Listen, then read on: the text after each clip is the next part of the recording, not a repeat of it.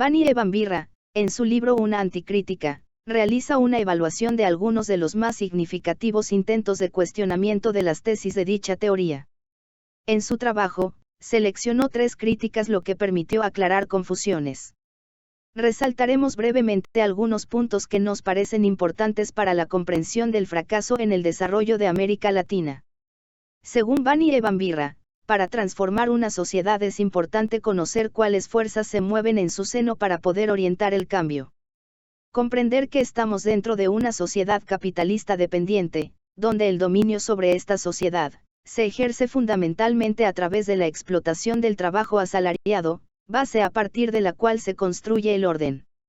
Esta situación es de vital importancia para entender por qué Latinoamérica, siendo rica, convive con la pobreza. Nuevos vientos de cambio apuntan hacia la necesidad de definir como enemigo fundamental al gran capital monopólico y a explicitar el carácter de la revolución como socialista. Desde el comienzo de los años 70 hay un intento de superación de 2 grandes vertientes en la interpretación del proceso de desarrollo en el continente. 1. Pensamiento hegemónico en la clase obrera. 2. La CEPAL, burguesía industrial nacional latinoamericana. ¿Por qué era necesario cuestionar y tratar de superar esas 2 amplias corrientes de pensamiento? Se produce una profunda crisis estructural que azota al capitalismo dependiente en América Latina y que se manifiesta a partir de 1960. Esa crisis generalizada, económica, política, social y cultural, echa por tierra la concepción estratégico-táctica de los partidos comunistas que preconizaba una alianza de las clases explotadas con la burguesía nacional progresista, dentro de la cual el proletariado debería luchar por su hegemonía, para alcanzar la instalación de gobiernos nacionalistas y democráticos, vale decir, antioligárquicos, antifeudales y antiimperialistas. Por otro lado, los supuestos básicos en los cuales se asentaba la teoría desarrollista de la CEPAL, un modelo de desarrollo calcado de los países desarrollados hacia el cual América Latina debería encaminarse, y que, para eso, era necesario eliminar los obstáculos sociopolíticos y culturales al desarrollo, que estaban incrustados en las llamadas sociedades tradicionales, a través de la utilización racional de los recursos nacionales por medio de un planeamiento. Como condición de ello era necesaria la movilización y organización de la voluntad nacional para la política de desarrollo, bajo el supuesto básico de que el desarrollo interesa a todos, sin preguntar, por cierto, qué tipo de desarrollo interesa a cada clase. La crisis del capitalismo dependiente cuestionaba todos estos supuestos. Mostraba que la realidad era otra y contradecía los esquemas aparentemente muy lógicos. Descubría el nuevo carácter de la dependencia en América Latina, que empieza a configurarse a partir de la posguerra. Este provenía del hecho de que la penetración del capital extranjero ya no se circunscribía solo al sector primario exportador, sino que paulatinamente se dirigía hacia el sector manufacturero a través de inversiones directas de capital maquinaria.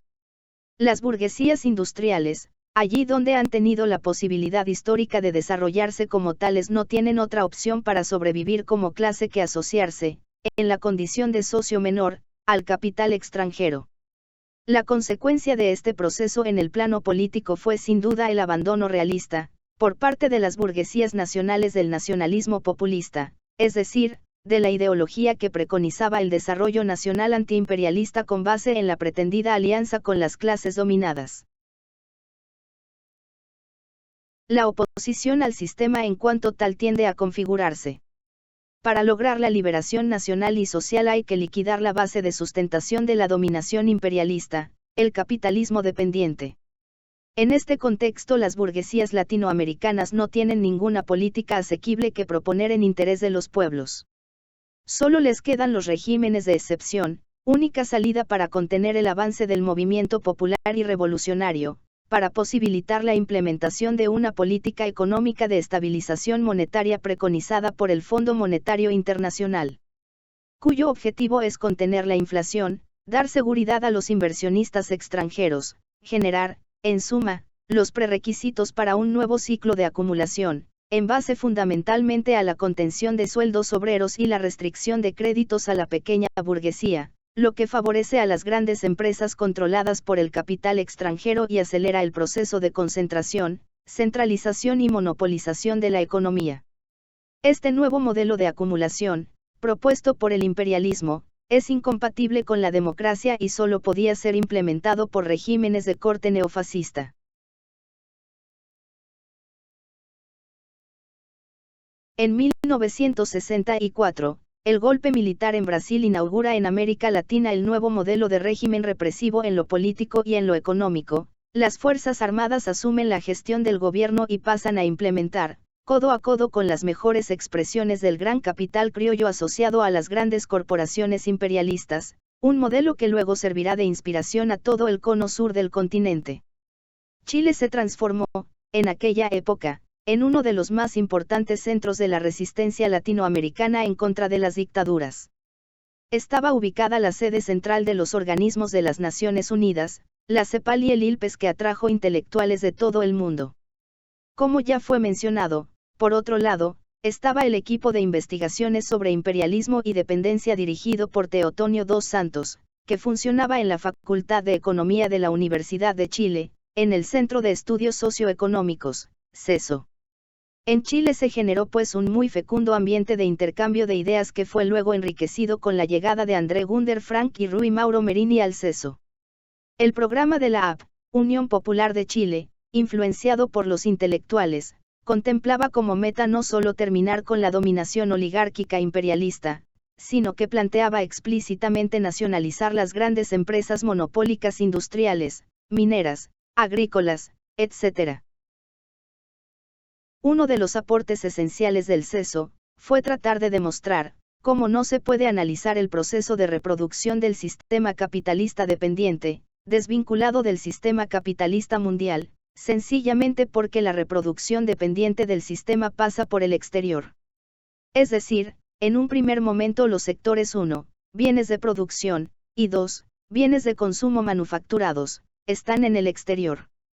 Luego, con el desarrollo del proceso de industrialización, el sector 2, se desarrolla en el seno de varias de las economías latinoamericanas, pero el sector 1 no. Para que el sistema se reproduzca tiene que importar maquinaria.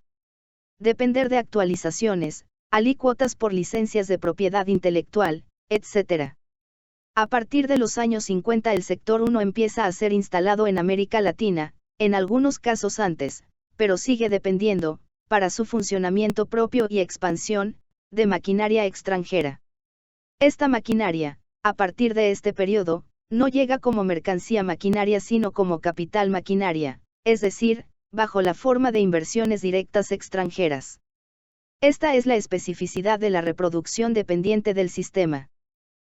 Son todos estos elementos los que permiten explicar el agudo cuadro de crisis que atraviesan nuestros países y cuestionan, radical y definitivamente, la posibilidad de un desarrollo nacional autónomo, tal cual preconizaba la CEPAL y en el cual creían los partidos comunistas.